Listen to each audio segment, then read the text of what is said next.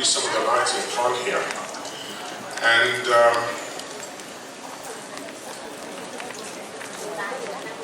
I'll start with the baby in frontal position, and we're going to turn around the heart and then look at the important landmarks. If you want your baby comfortable sitting over there, because it's not comfortable for you to be looking. So the first thing to see is that the right ventricle is the most anterior chamber. You can see the great vessels. We have the main pulmonary and the aortic arch here. And you see that they crisscross. They are at an angle together.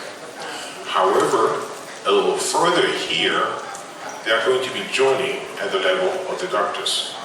So if you take a picture and you see the two vessels in parallel, don't be confused with a transposition of the great arteries. We talk about the vessel crisscrossing at the exit of the heart, but not a few centimeters down the road. Another thing you can see also here are the atrial appendages. This is the right and this is the left. You can also see that the pulmonary artery here are most sympathetic in the pulmonary veins. By the way, don't waste your time taking pictures. I will show you how you can get the whole lecture for free. You can download the whole lecture so you don't have to spend time taking pictures. Notice also that there is nothing between the aortic arch and the main pulmonary. If you see something between the aorta and the pulmonary, you have a baby that has a problem.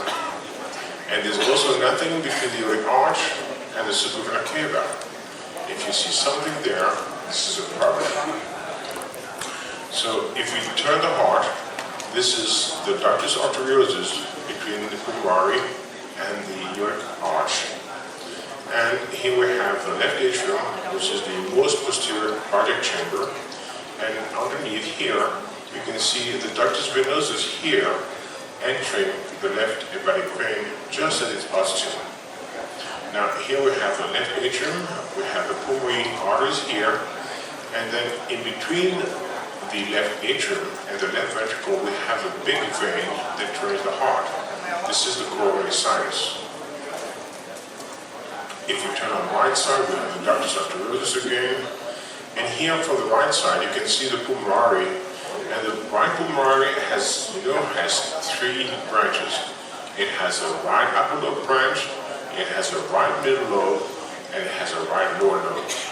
And this is an interesting thing because if you can see the trifurcation of the pulmonary, you know the baby has a three-lobe lung, which is difficult to see. But if you're looking at heterotaxis syndrome, and we'll look at that tomorrow, you can try to recognize what is the left and the right lung. Now, behind the supravenous cava here, you have the azygos arch. In my model here, the azygos arch is a bit thin. In the fetus, it's bigger than that. So now let's look at the cardiac valves. And I'm going to melt the heart so you can see inside the heart the four different valves.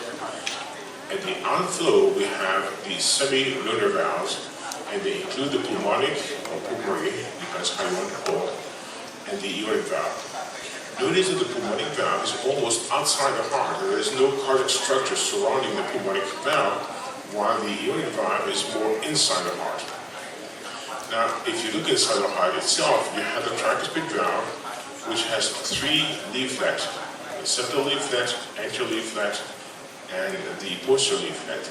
The anterior leaflet has a papillary muscle, which is parallel to the interventricular septum, as you can see there. So when you see an image where you have two lines parallel to each other, the anterior leaflet, and you know that you're making a section which is high in the right ventricle, because that's where the anterior leaflet is. Now, most importantly, you have a septal leaflet. You know that you cannot identify the ventricles by looking at the atrium, because the right atrium sometimes connects to the left ventricle and vice versa. So you cannot use the atrium to recognize the ventricle, but you can use the atrioventricular valve. The tricuspid valve is always in the right ventricle. because it was created by a mechanism of undermining of the endocardium. So pay attention to this septal leaflet.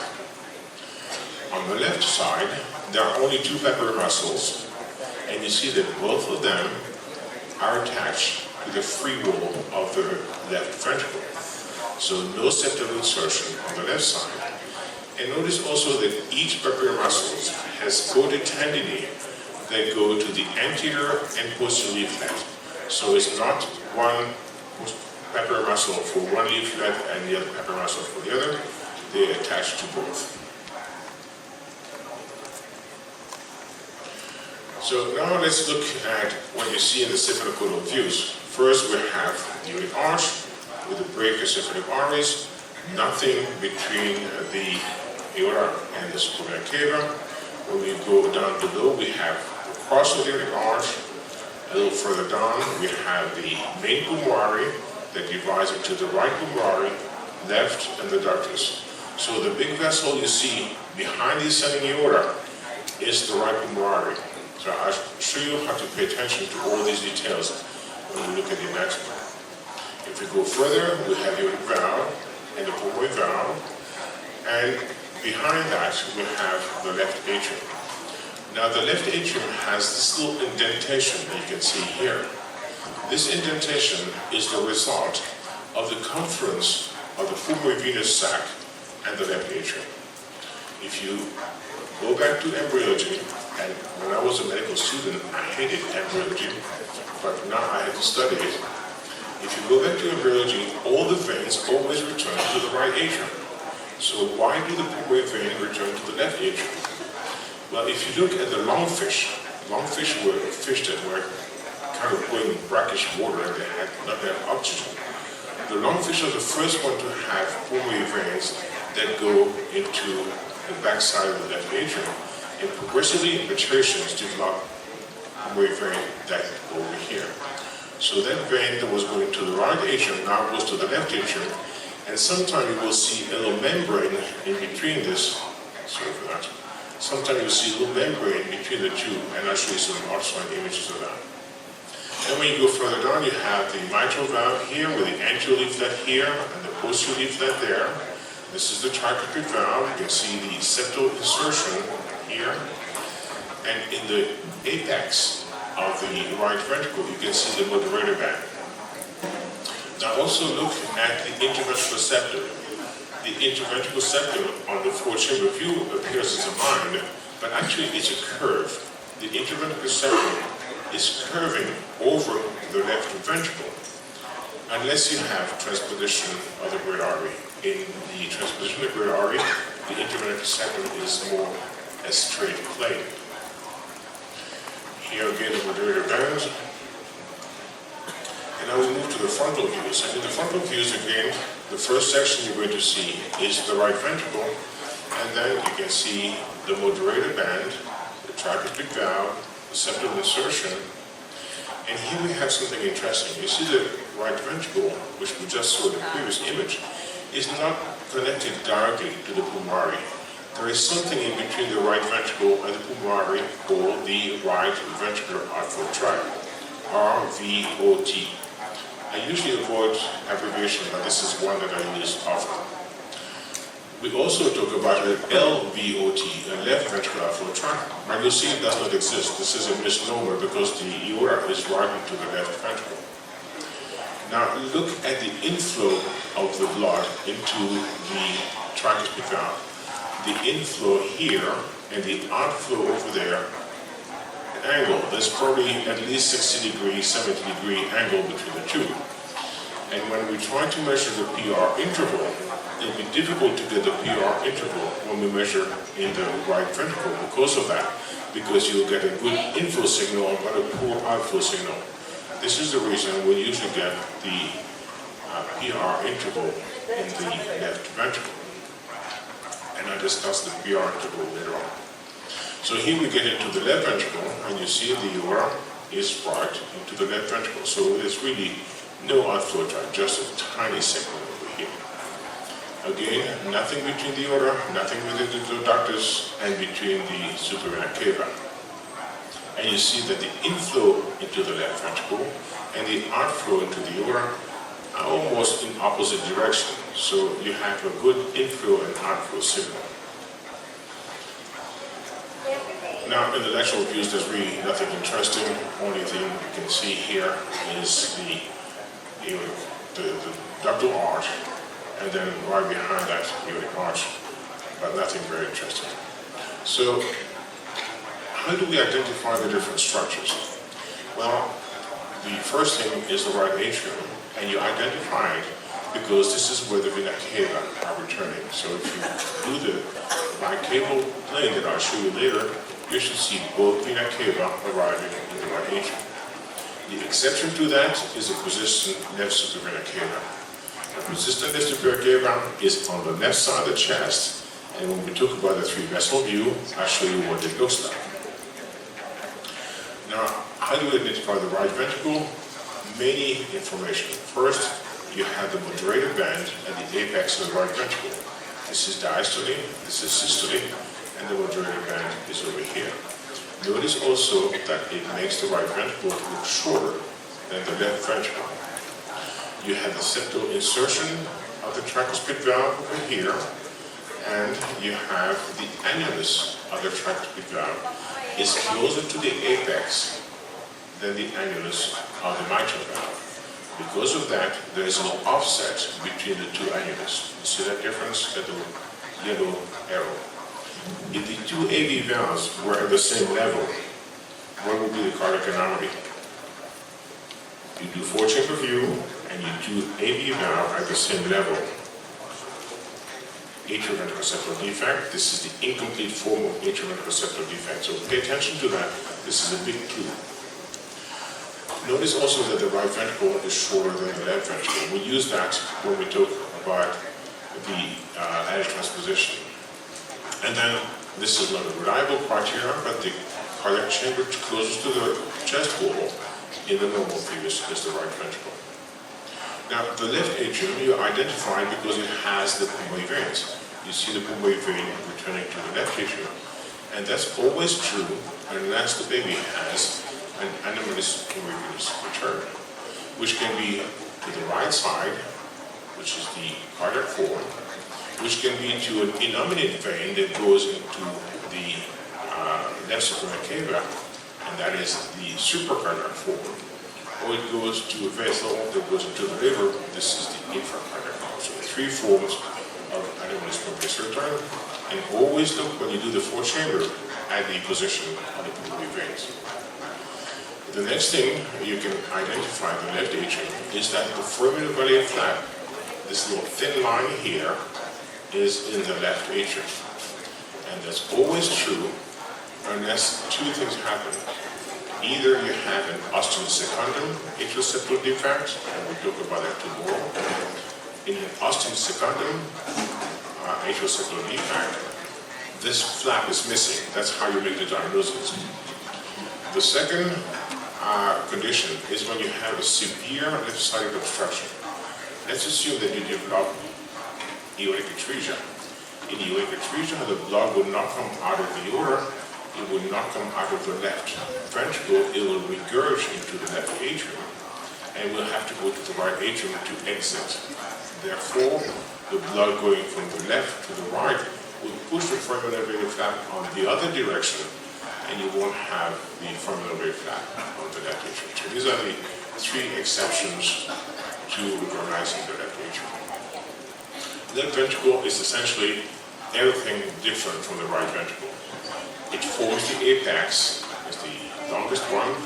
It is posterior, it's closer to the spine, and it has the mitral valve, which is offset compared to the tricuspid. So very simple. Now, how do you recognize the ductus arteriosus from the aorta? Well, the ductus arteriosus has no vessels arising from it, except that from time to time, in some sections, you can see the left subclavian artery appearing to come from the ductus. It's actually coming from the aortic arch, but because of the slight thickness, it appears to come from the ductus. So don't get confused by that. That's a normal finding. The ductus has a hockey stick curve. It has a sharp angle here. Compare to the aorta, and also it arises close to the anterior chest wall because it comes from the right ventricle. This is the aorta, and you see the aorta arise at mid-distance between the chest wall and the spine. Pay attention to that because I will show you some example in which it allows you to recognize easily an anomaly.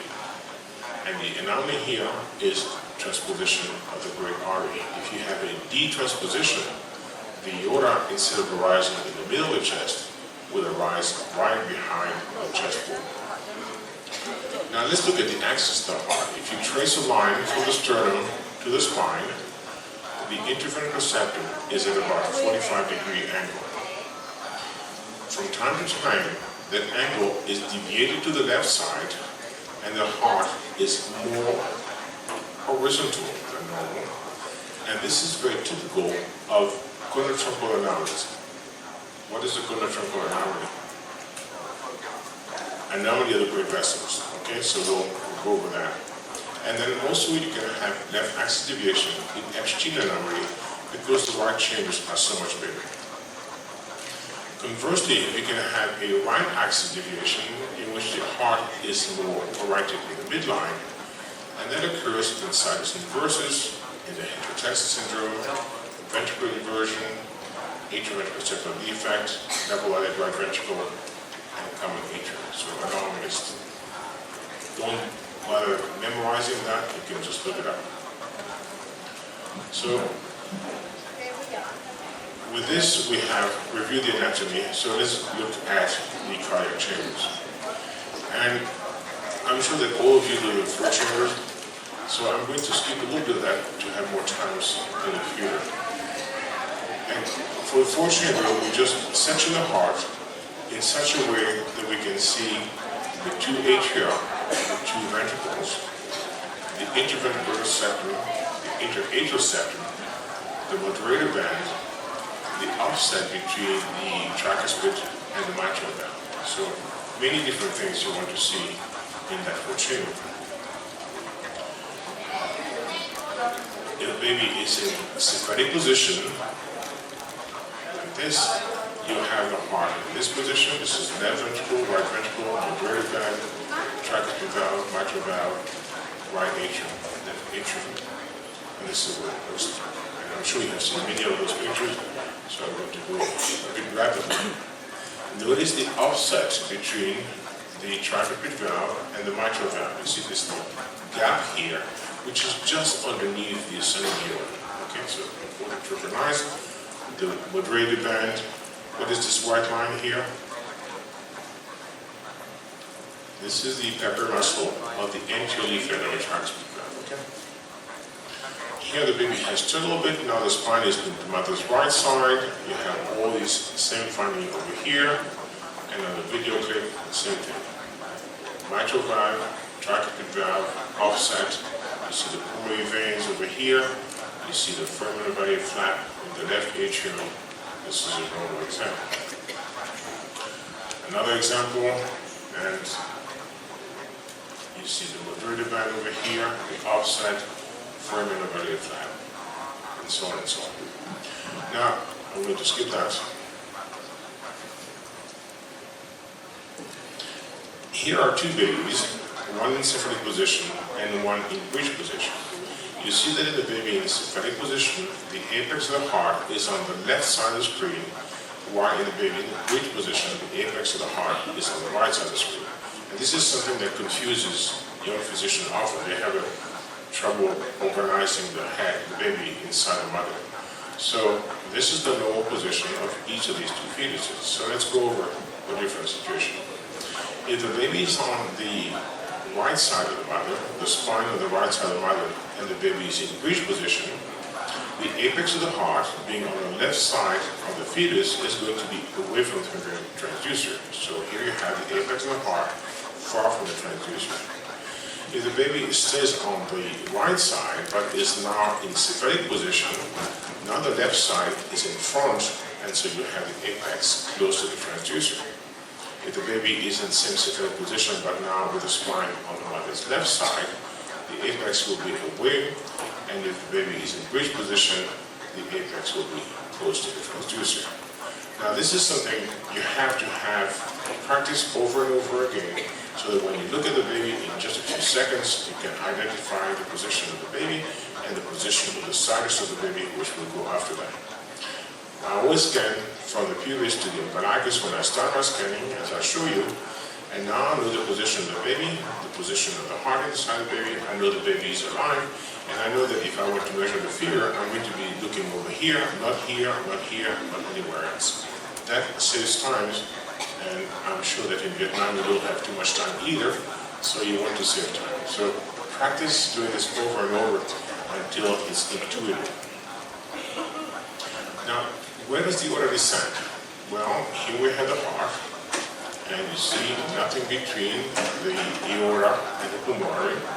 Here we have the trachea, and behind we have the esophagus, and now we have the descending aorta at this level. So normally the aorta should be on the left side of the trachea. Some of you have been raised in the countryside, and you've got chickens or turkeys. You know that in birds, the aorta is on the right side of the trachea. In mammalian, the aorta is on the left side of the trachea, and birds on the right side. Many of these birth defects are actually the normal situation in different species. But we have to have the aorta on the left side of the trachea, and the descending aorta has to be on the left side of the midline. If it's not on the left side of the midline, look for a baby that has a cardiac anomaly.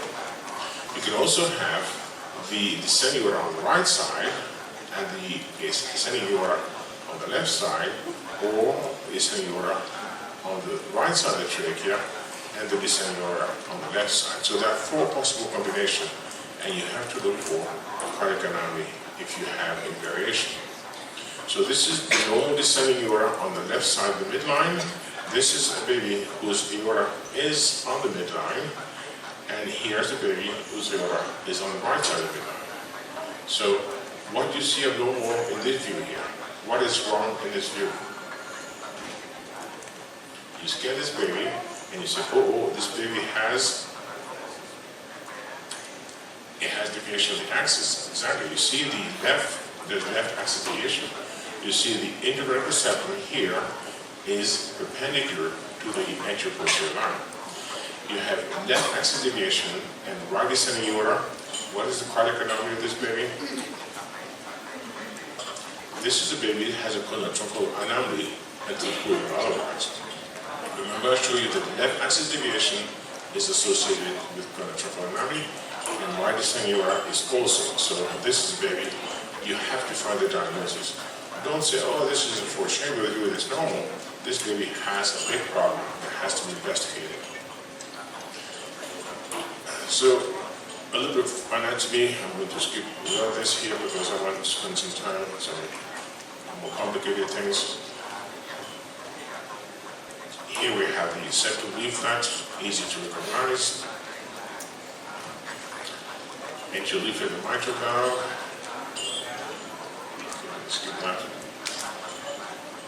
Now, when you do the 4-chamber view, look at the thickness of the free wall of the right ventricle, free wall of the left ventricle, and intravenous receptor. All these should be the same thickness, and the 2 ventricles should be the same size, almost. The right ventricle can be slightly bigger, up to 20% bigger than the left ventricle. Very different from the adult and the pediatric. Now also notice that the left ventricle often appears more smooth, less trabeculation on the left ventricle than on the right ventricle, but that's a difficult criteria to use. What is this black line here around the heart? Peripheral fluid? Any other? Yeah, this is cartilage, okay? Watch out. A black line around the heart is not necessarily peripheral fluid. Peripheral fluid will start at the AV groove over here, so watch out for the universal cartilage. Now, more important, when you do the 4-chamber and you go just a little bit below the 4-chamber, you can see the coronary sinus. This is the coronary sinus over here, and over there. And the reason you want to pay attention to the coronary sinus is you want to see whether it is too big. If you have a baby that has a persistent left superior cava, which I mentioned to you before, 95% of persistent left superior cava drain into the coronary sinus. which is no big deal because this is venous blood going to the coronary sinus, going to the right atrium. So this is venous blood going to the venous side of the circulation. 5% of them will be draining into the back side of the left atrium, and this is an admixture lesion. You'll have deoxygenated blood contaminating oxygenated blood. So these babies have a problem. Now, in the situation in which it goes to the right side of circulation, watch out that persistent left superior cava is associated with heterotaxis syndrome. So pay attention to that because the baby may have some other cardiac anomalies. So look at the big veins draining into them.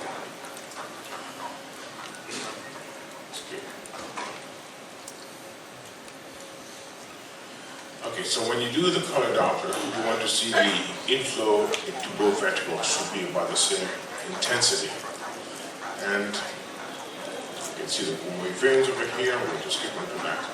So once you have identified the flow chamber, what do you want to do? Well, first you want to identify the right and the left atria and ventricles, the mitral valve, the tricuspid valve, the interventricular and interatrial septum. You want to see the descending aorta. You want to look at pulmonary veins. How many of you look at the pulmonary veins every time you do a flow chamber? Only 1%, 2%? Okay, homework for when you go back to work next Monday.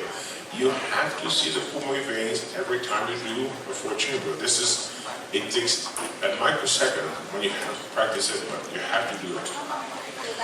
Then I think you want to also make sure that the ventricle are squeezing, that they are both moving, not simply one is moving and the other one is squeezing, because that's always a trouble. You want to see that they are both squeezing.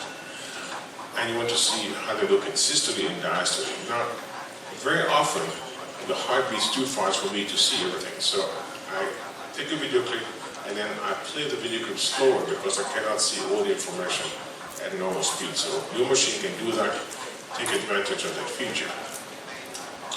In grayscale, you want to see that the apex is on the same side as the descending aorta. The short right ventricle is anterior to the long left ventricle. The moderator band is in the right ventricle. The tricuspid valve is more apical than the mitral valve. Equal thickness of all the walls. The foramen very flat into the left atrium. Pay attention to the foramen very flat.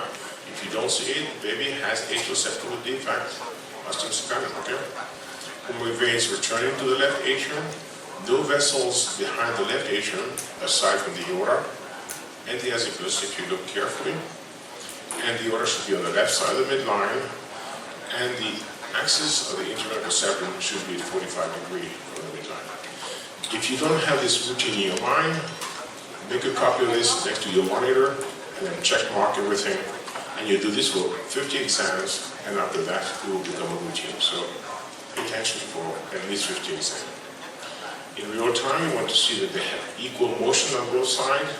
In Doppler, you want to see there's no ventricular septal defect. How many of you do car Doppler every time you do a four chamber?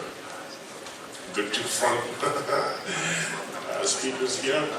Okay, you have to do car Doppler if your machine has it on every four chamber. Otherwise, you can miss ventricular septal defect. You want to see there is similar signal in systole and diastole, and there's no significant tricuspid regurgitation.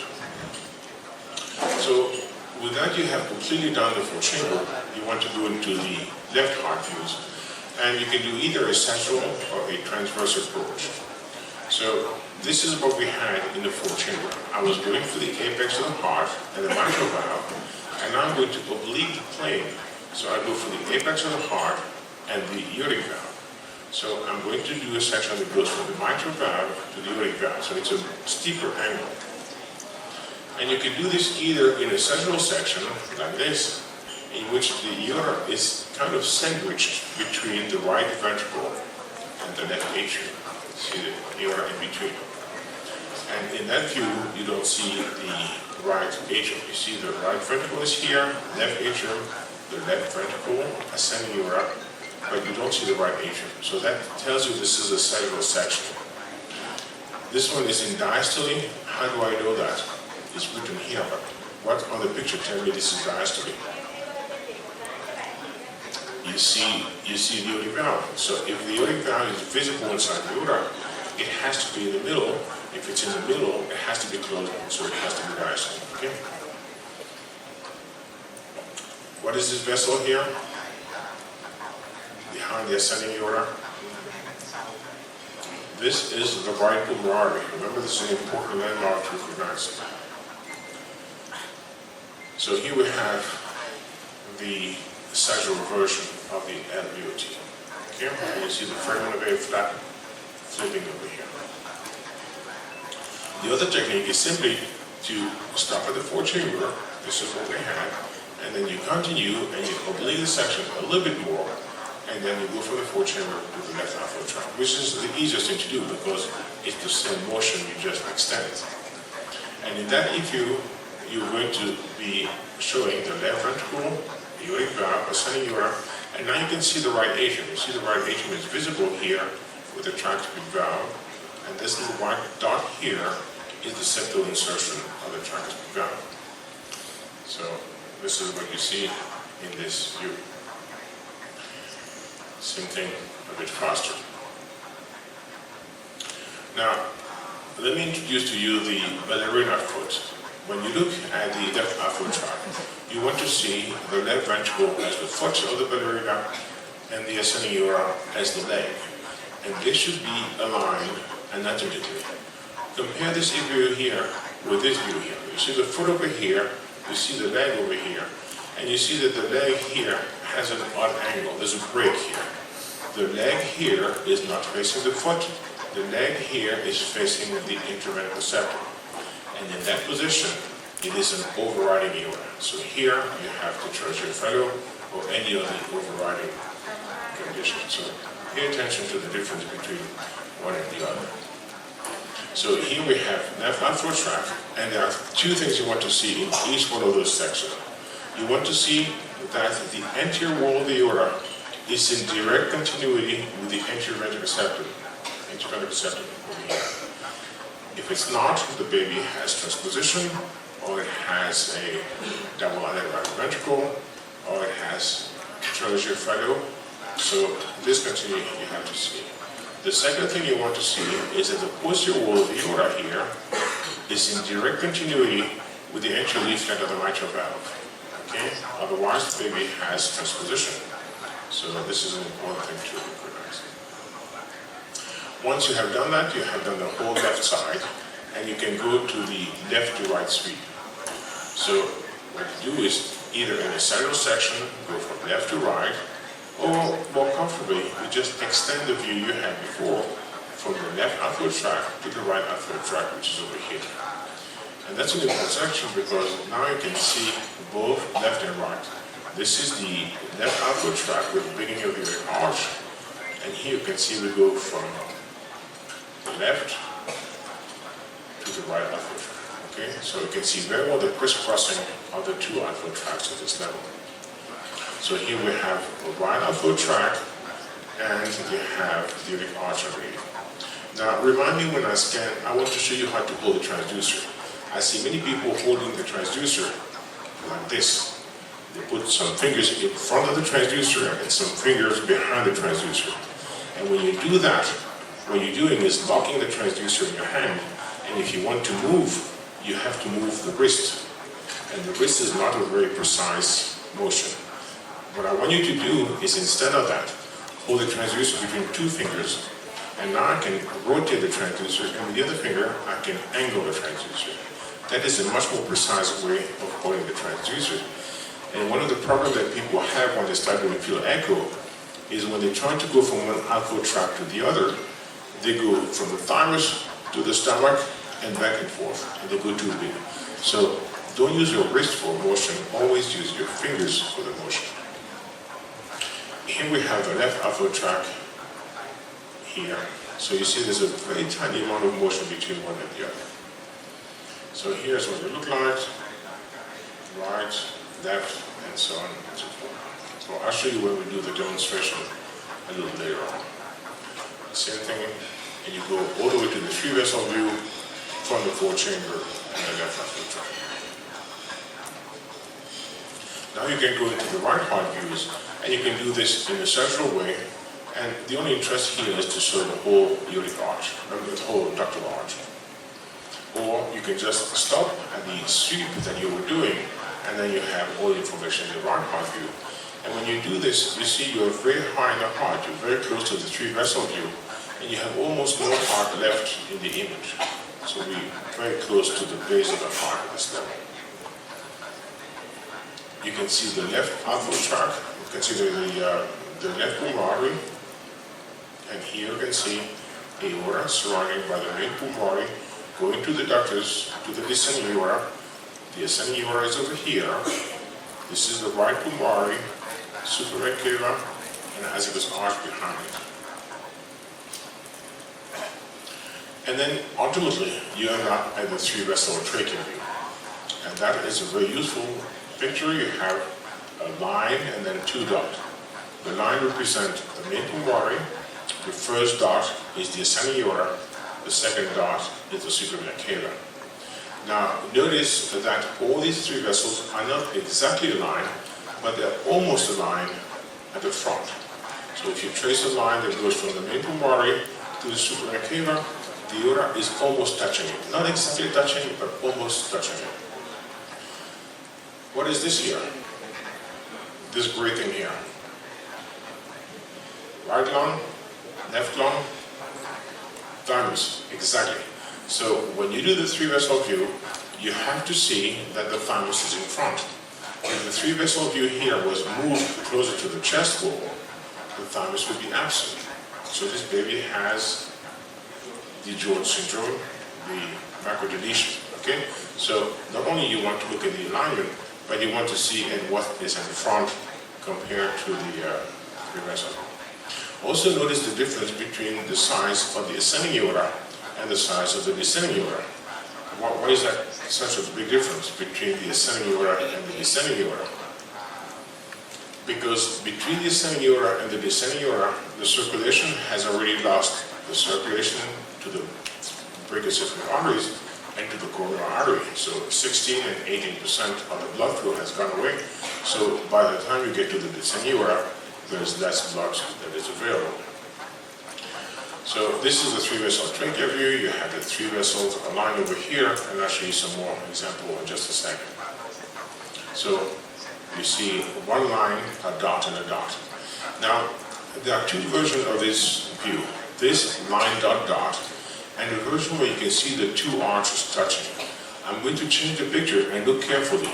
There will be almost no difference. You see this image here and this image here. This is the conference of the two arches. This is a normal view, and don't look at this and say, oh, the vessels are parallel, so the baby has transposition. Remember, this is not transposition. This is just a normal conference. Okay, so be careful about that.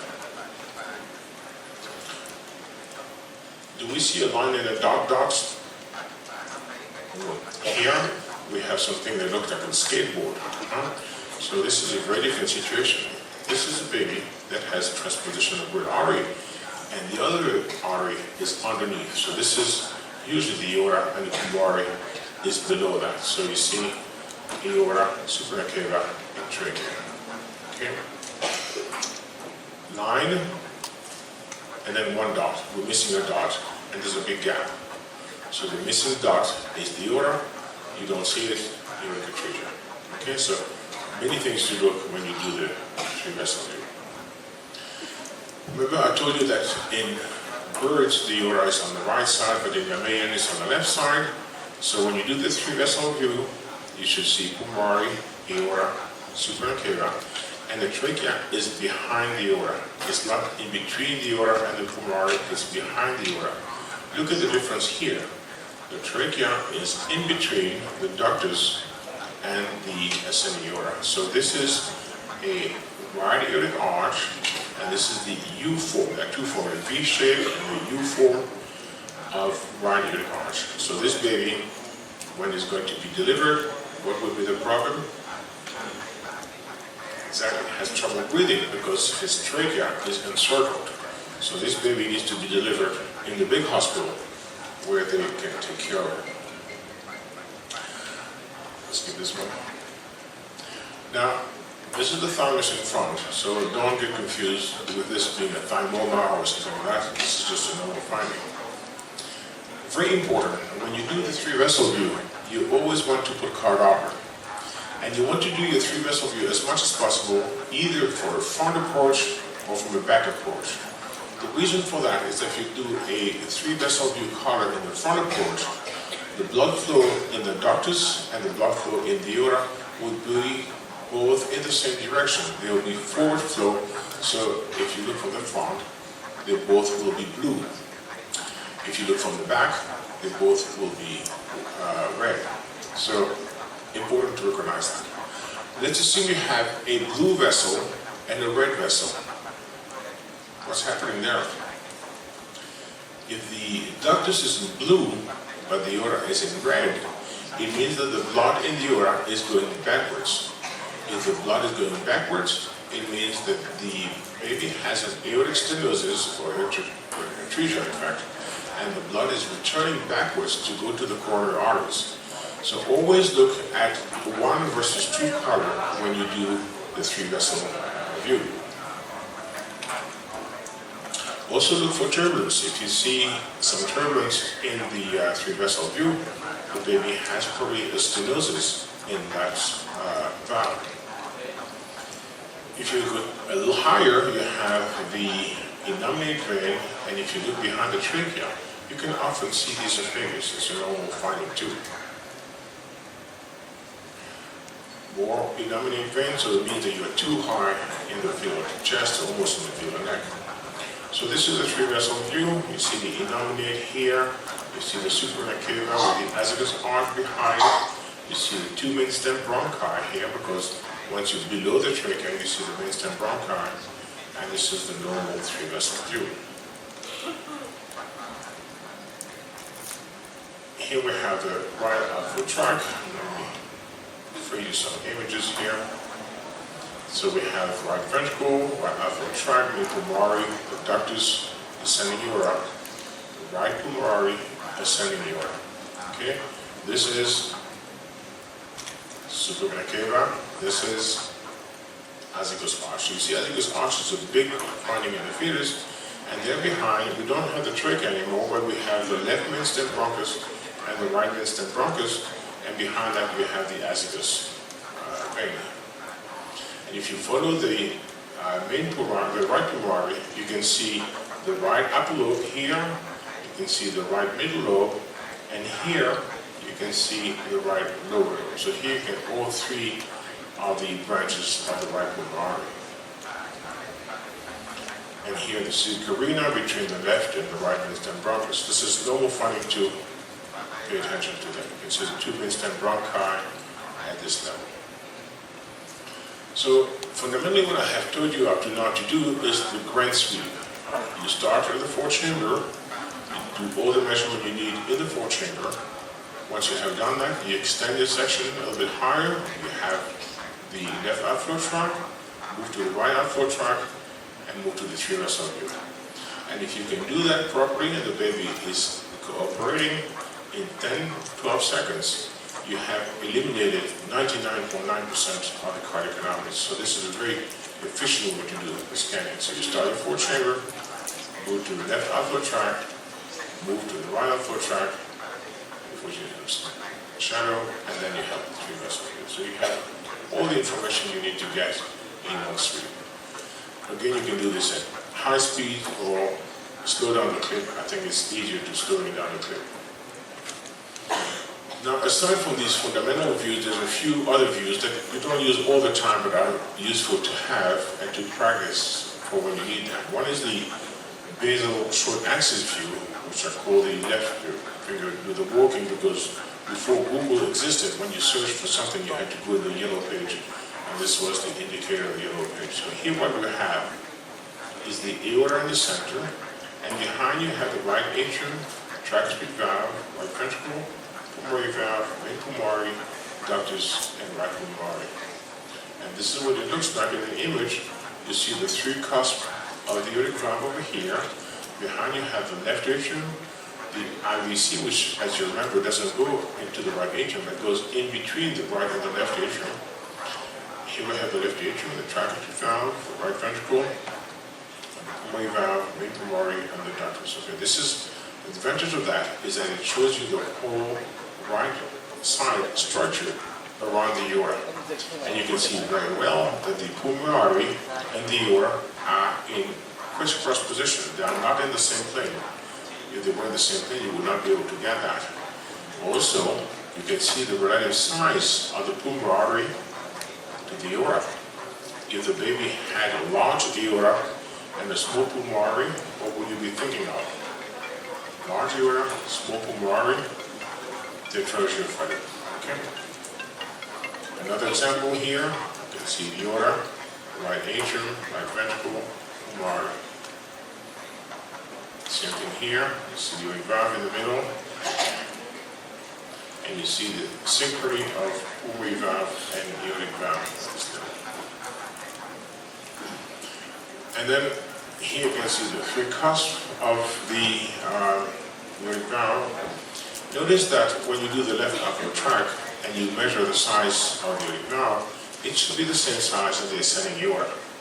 If you see an ascending aorta which is larger than the aortic annulus, then it's not normal. And this is a baby that had a bicuspid aortic valve.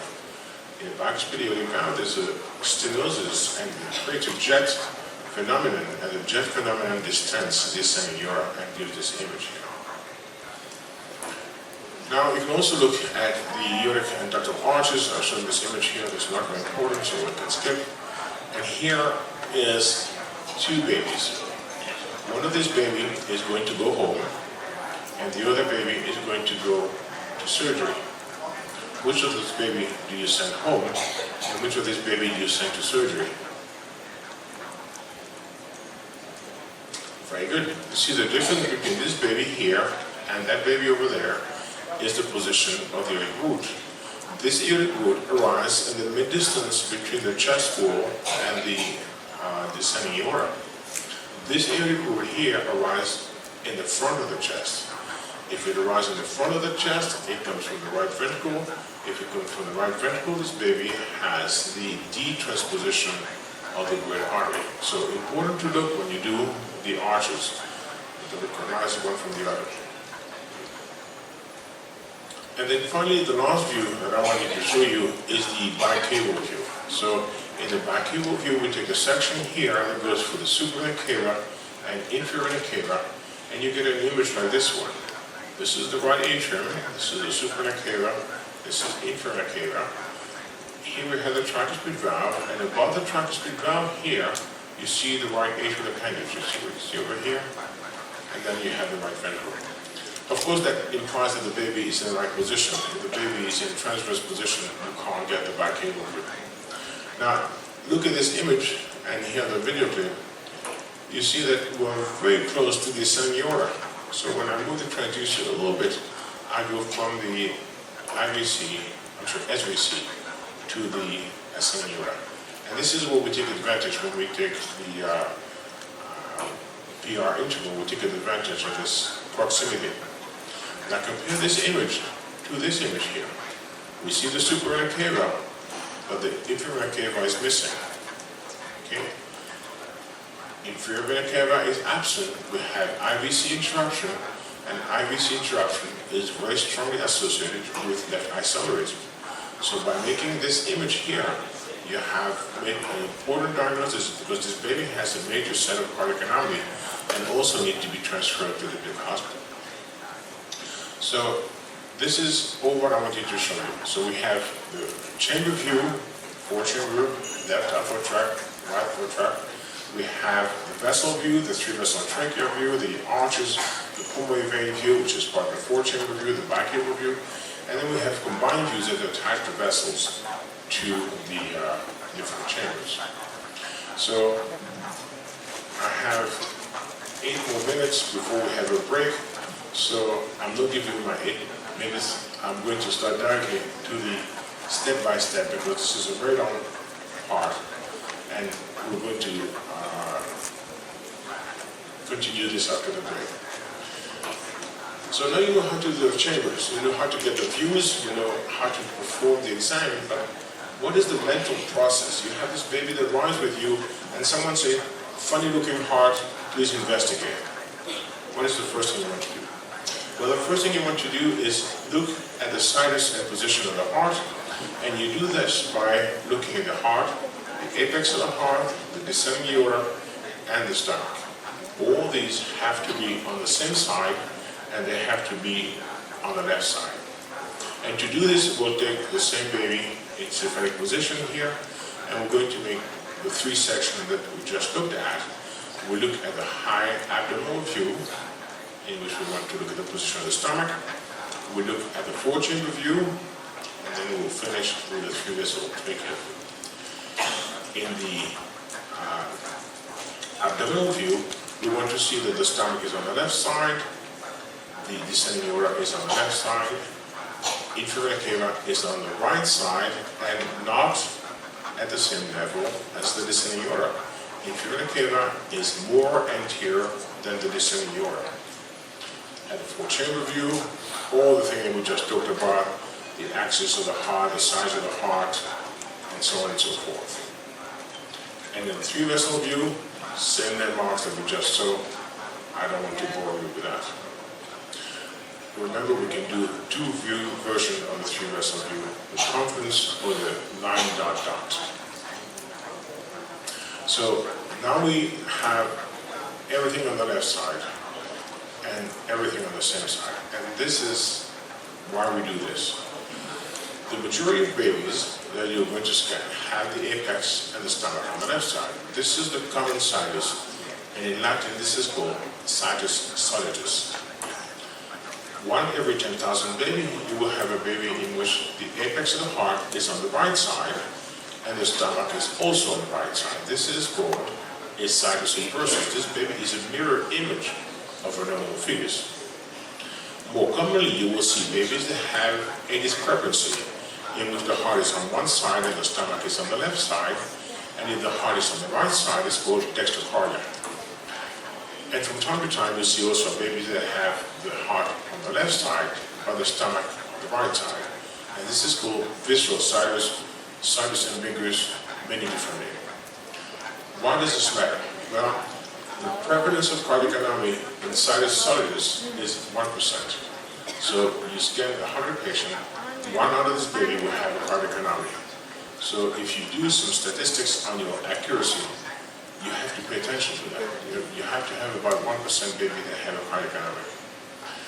In sinus inversus, so the baby is a mirror image.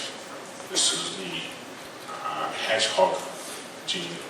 You can know that this baby will have more cardiac anomaly, and they have twice as many cardiac anomaly, 2%. But 2% of 1 per 10,000, that doesn't make much of a difference. Where the money is in visceral sinus. Here, 75 to 84% of these babies have a cardiac anomaly. And in dextrocardia, over 95% of these have a cardiac anomaly. And this is very practical, because if all do a four-chamber view, you do an abdominal section. And I want you to do an image split in two. And on one side of the image, you put the four-chamber, on the other side, you put the stomach. So it's easy for you to see that if they are not on the same side, you have to find the anomaly, or you have to find an appointment for this patient to see someone who will find the anomaly. So here we have a patient. This is at 3 o'clock in the morning. Patient with some cramping. And this is the finding. Who sends her home and who sends her for further investigation?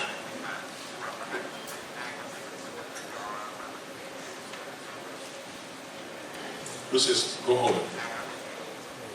Who says, more investigation? Go home and come back tomorrow morning for further investigation. This is correct.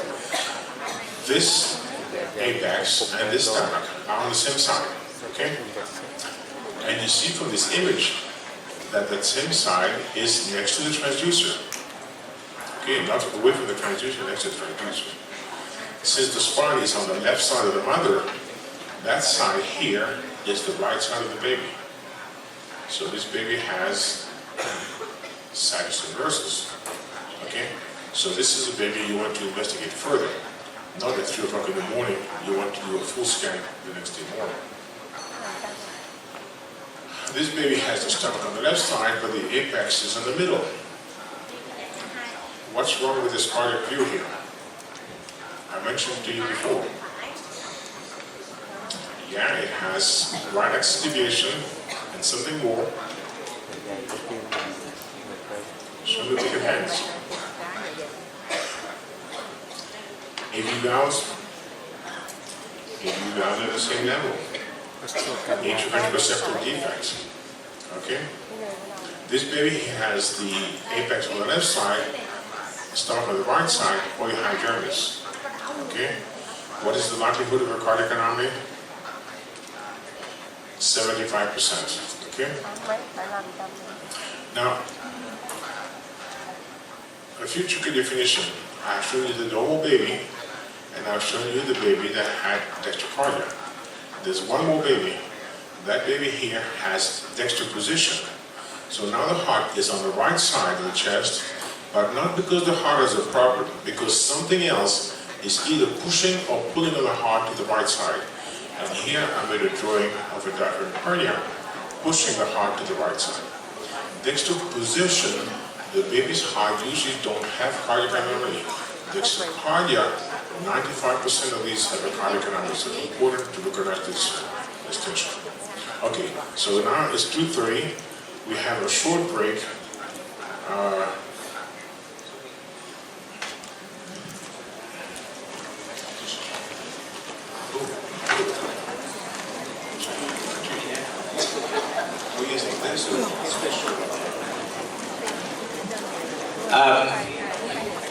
Thank you very much for your very interesting, instructive, and informative lectures.